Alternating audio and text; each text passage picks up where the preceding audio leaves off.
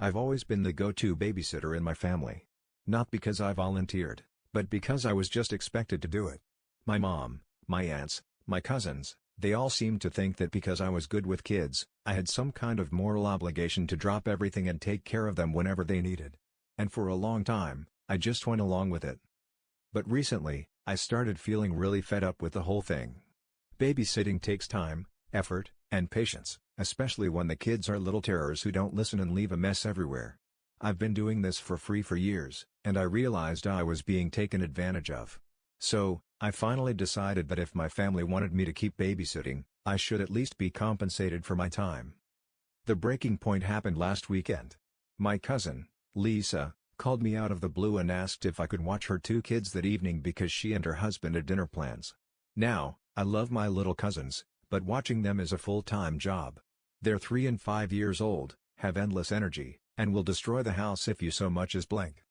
So, I told Lisa, sure, I can babysit, but I'd need to be paid for it this time. She laughed at first, like she thought I was joking.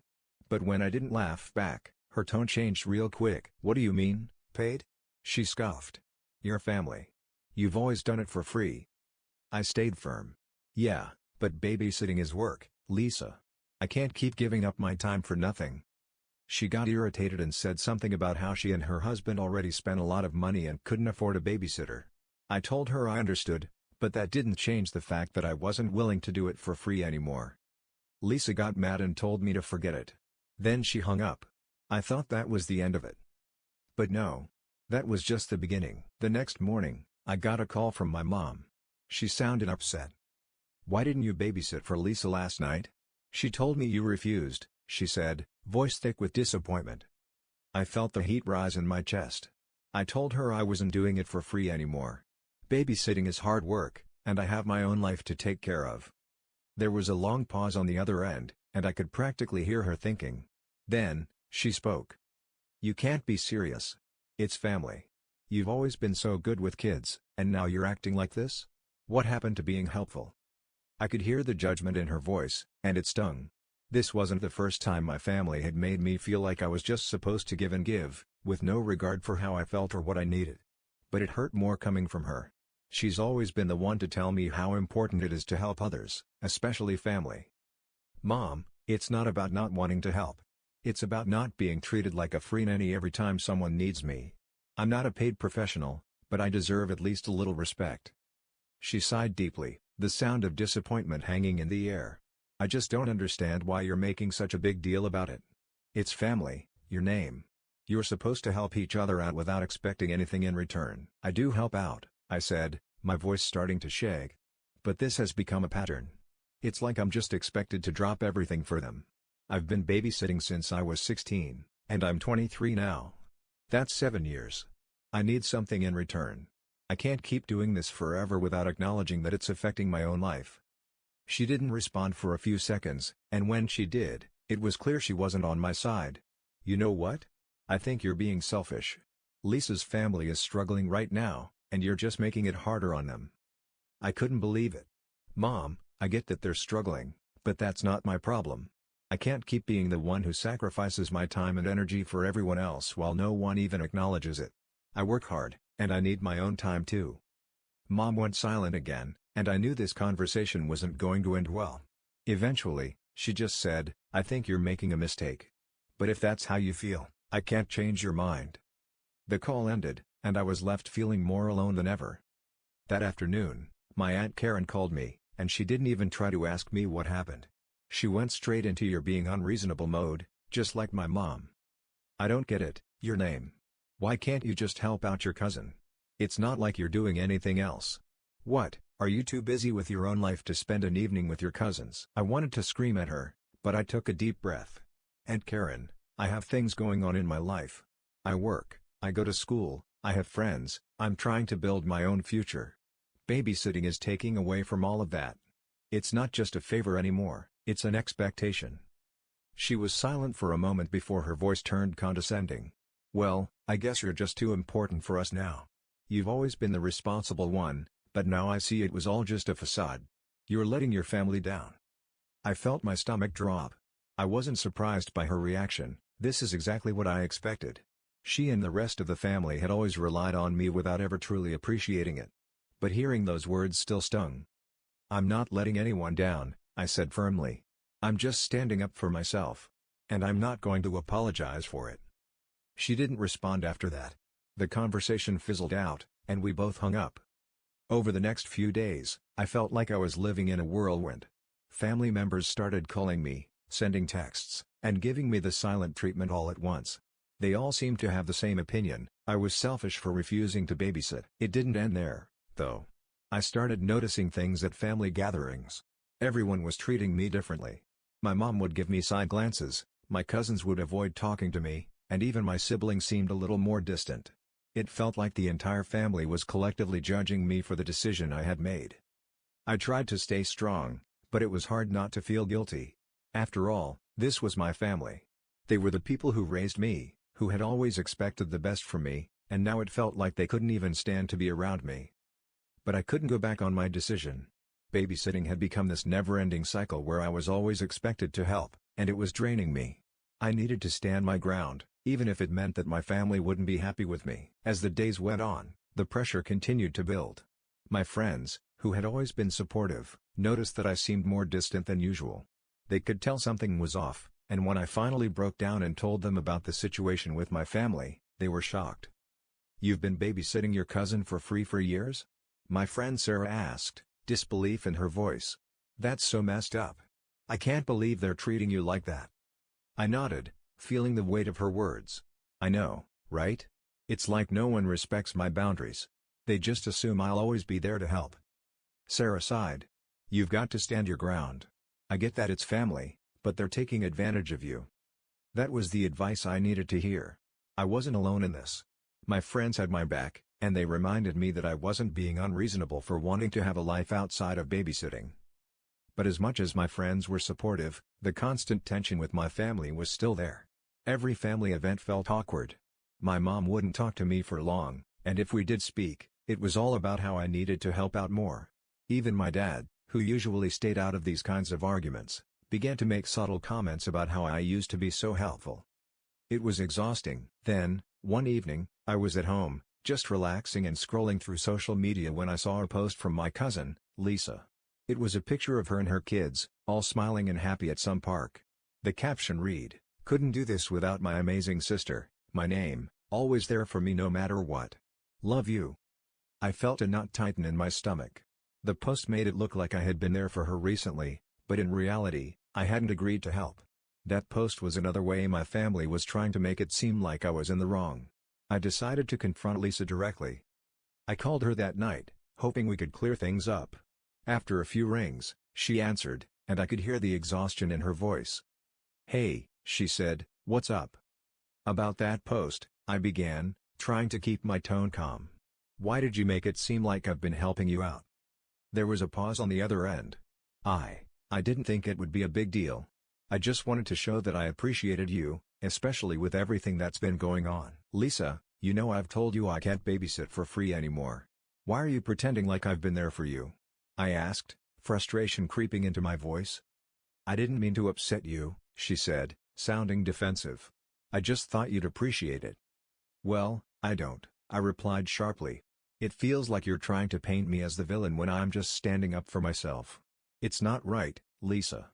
And it's making things worse with everyone else." There was silence on the other end, and I could hear her breathing, as if she was thinking through what I had said. "I'm sorry," she finally said. "I didn't mean to make things harder. I guess I didn't really understand how much it was bothering you." I softened a little. "It's not just about the babysitting. It's about being treated like I have no other responsibilities. Like I'm just here to be at everyone's beck and call. I love you, but I need you to understand that." "I do get it," she said quietly. "I'm sorry. Your name. I'll talk to Mom and the rest of the family." "Thanks," I said, feeling a weight lift off my shoulders. I just wanted to feel like my boundaries matter. After the conversation with Lisa, I thought things might get better, but the situation still lingered. The rest of the family continued to treat me like I was the one who was in the wrong, and I could feel myself growing more and more frustrated. One day, when I was hanging out with my dad, he casually said, "I know you've got your own life going on, but family is important. You should really help your mom out more." I could feel my patience wearing thin. "Dad, I do help out. But I can't keep sacrificing my time without any acknowledgement. I have my own goals, my own responsibilities. I need to stop putting everyone else's needs before my own." He looked at me, disappointment etched on his face. "I just think you're being a little selfish." That was the moment when it really hit me. It wasn't just about babysitting anymore. It was about my family's refusal to see me as an individual, someone who had needs and goals of my own. They didn't understand why I couldn't just drop everything for them anymore, and I couldn't keep pretending like everything was fine. That conversation with my dad left me feeling drained, but also more determined. I had finally recognized that this wasn't just about babysitting, this was about my family's entire approach to me as a person. They saw me as a caregiver, a helper, someone who existed solely to meet their needs. It was like my own dreams and desires were invisible to them. As the days passed, I found myself feeling increasingly disconnected from everyone. It wasn't just the conflict with my family, it was the way they treated me, like I owed them something. I had always been the dependable one, the one they could count on without question. But I was beginning to resent that role. I wasn't a robot, and I wasn't their personal assistant. One evening, my mom called me into the living room. She had that tone she used when she was about to have a serious conversation, and I braced myself for another round of guilt tripping. When I sat down, she looked at me with a soft expression, but I could tell she wasn't happy. "We need to talk about the babysitting situation," she began. "You know that we've always relied on you to help out. I understand that you have other things going on, but you're a part of this family. You can't just refuse to help when we need you." I felt my blood pressure rise. I took a deep breath, trying to stay calm. "I'm not refusing to help, Mom. I'm just saying I need to be treated with respect. I can't do everything for everyone. I need my own time too." "You're being unreasonable," she said sharply. "You're the only one who can do it. Everyone else has their own responsibilities." I couldn't believe what I was hearing. "So, what? You're saying I don't have a life of my own? That I should just put my own things on hold to cater to everyone else?"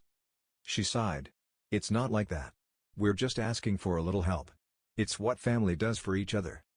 I shook my head, feeling the anger bubbling up inside me. "I'm not saying I won't help at all, Mom. But I can't keep being the one to pick up all the slack.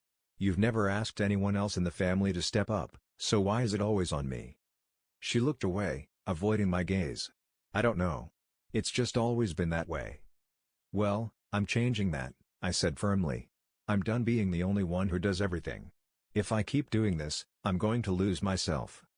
There was silence in the room. I could tell she didn't know what to say to that. She had never seen me stand up to her like this before. "Fine," she said at last, her voice softening. "I'll talk to your father. But don't think you can just stop helping altogether. You're part of this family, and you can't just walk away from your responsibilities." "I'm not walking away, Mom," I said, trying to stay calm. "But I'm setting boundaries. I need you to respect that." She didn't respond right away, but I could tell she was processing what I said. After a moment, she gave me a small nod. "I'll try to understand." I left the living room feeling a mix of relief and frustration. At least I had spoken my truth, but the road ahead was still unclear. I wasn't sure if my family would actually respect my boundaries, but I knew I couldn't keep pretending like everything was fine. I had to take control of my life.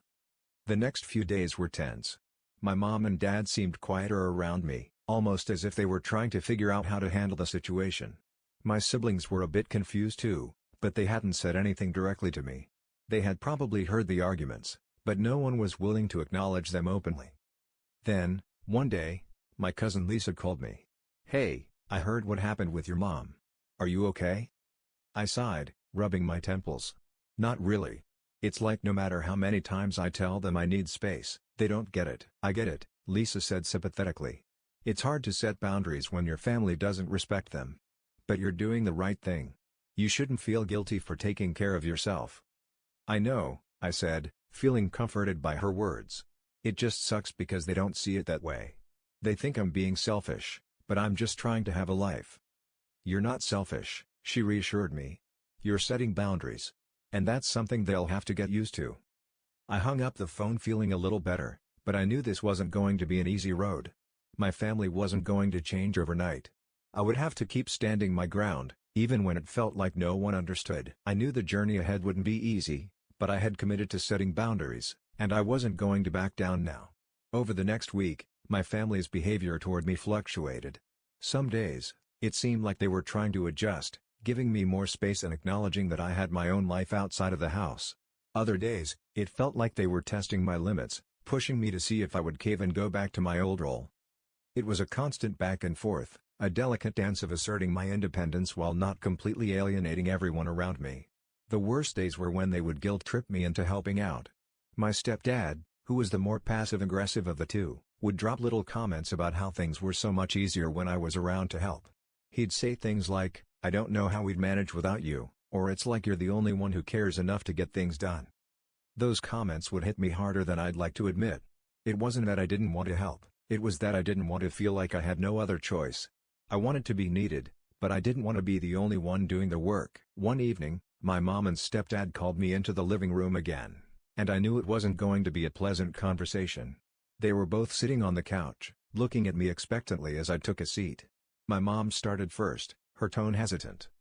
"We've been thinking," she said, her voice careful, "and we know that you're feeling overwhelmed with everything. We understand that you need time for yourself." I waited, unsure where this was going. She seemed genuine, but there was still a part of me that was skeptical. "But," she continued, "we still need your help. You know how it is around here, and it's just hard for us to keep up with everything without you." I felt my heart rate increase. There it was again. That sense that they couldn't function without me, that I was the only one who could hold everything together. I took a deep breath and spoke calmly. "I understand that you need help, Mom, but I can't be the one to do everything. I'm not saying I won't help at all, but I need to have my own time too. I've got school, work, and a life outside of this house. You can't just rely on me to fix everything." She looked at me for a long moment, her face softening. "I get it, I really do. I just don't know how we'll manage without you so much. It's been this way for so long." "That's exactly why it's not healthy," I said firmly. "I'm not the one who's supposed to carry this family on my shoulders. Everyone needs to step up." For the first time in a long while, I felt like I was actually being heard. My mom didn't immediately respond, but she seemed to be thinking about what I said. There was a long pause before she spoke again. "I'll talk to your stepdad. We'll try to find a way to make things more balanced," she said quietly. "But I need you to understand that we can't just stop everything we're doing and pretend like nothing has to get done." "I understand," I said, nodding. "But I'm not going to be your default solution anymore. We'll have to find a way to make things work for everyone, not just me." The conversation ended there, and I left the living room feeling a mix of relief and frustration. I wasn't sure if they were really going to make the changes I needed, but I had said my piece. Now, it was up to them to decide if they wanted to respect my boundaries. The next few weeks were a bit of a roller coaster. My parents did try to get my siblings more involved, but it wasn't perfect. There were still moments when they'd ask me to help out, and I'd have to remind them that I wasn't going to drop everything just because they asked. But little by little, they seemed to understand. My siblings started doing more around the house, and there were fewer moments of tension, but the hardest part was when I had to say no to helping with my younger brother's school project. It wasn't that I didn't want to help him, I cared about him a lot, but I had my own work to do, and I couldn't prioritize his project over my own responsibilities. When I told my mom I couldn't help, she seemed disappointed. "I thought you would be there for him, like you always are," she said quietly. "I am here for him, Mom," I replied, my voice steady but firm. "But I can't keep putting my own life on hold. He'll figure it out, and I'll be there for him when I can, but I can't do everything." There was a long silence before she finally nodded. "I know. You're right. I just don't want to see you getting overwhelmed again." "I won't be," I said confidently. "I'm learning to set boundaries, and I'm not going to feel guilty about it anymore." And for the first time, I felt a sense of peace. It wasn't perfect, and it wasn't easy, but I had taken a step toward living life on my own terms. I had learned that setting boundaries didn't make me a bad person, it made me someone who valued my time and my well-being. As the weeks passed, I started noticing subtle but meaningful changes. My siblings seemed to be figuring out how to take on more responsibility around the house.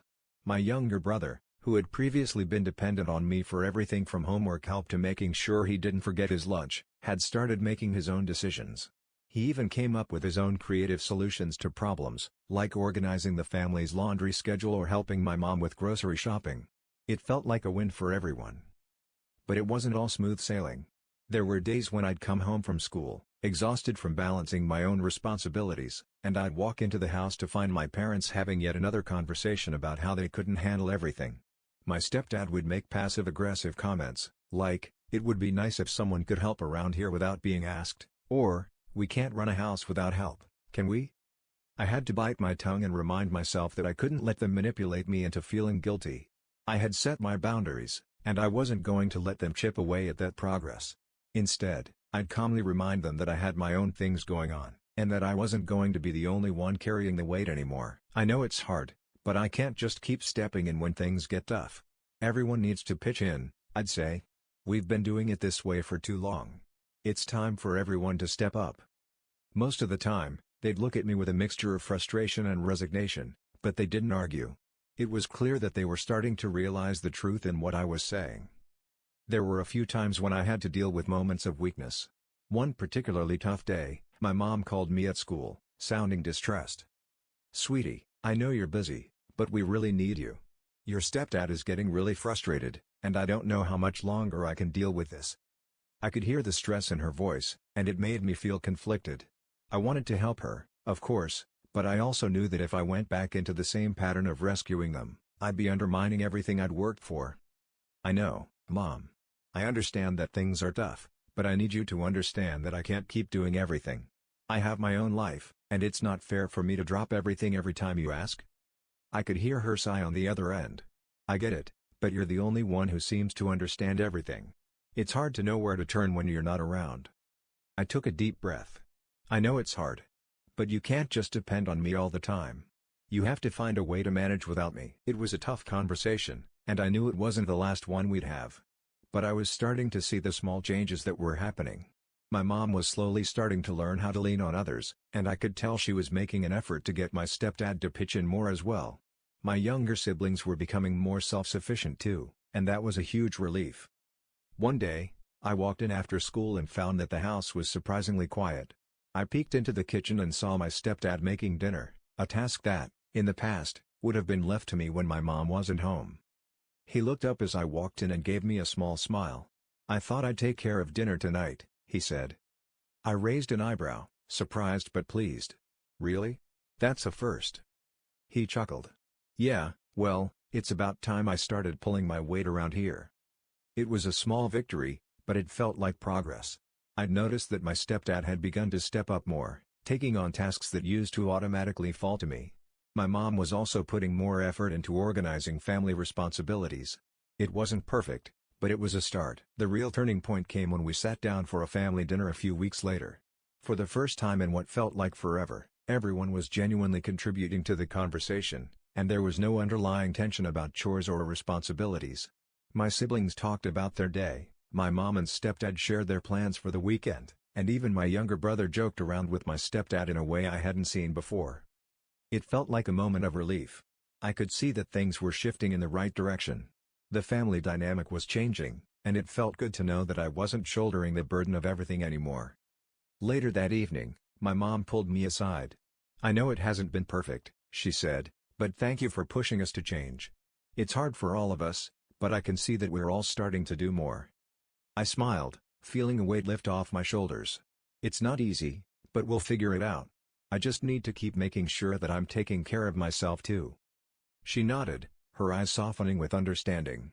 "You've taught us a lot, and I know it's not always easy for you. But I'm proud of you for standing up for yourself." As I walked away, I felt a mix of pride and relief. I had managed to create the space I needed for myself without destroying my relationship with my family. It wasn't perfect, but I had found a way to make it work. Things weren't always smooth, and there were still moments of tension. But overall, the changes had been positive. My family was learning to share responsibilities, and I was learning to say no when I needed to. It was a journey, but one that I was proud to be on. And most importantly, I had learned that I didn't have to be the one to fix everything. I didn't have to be the hero who solved everyone's problems.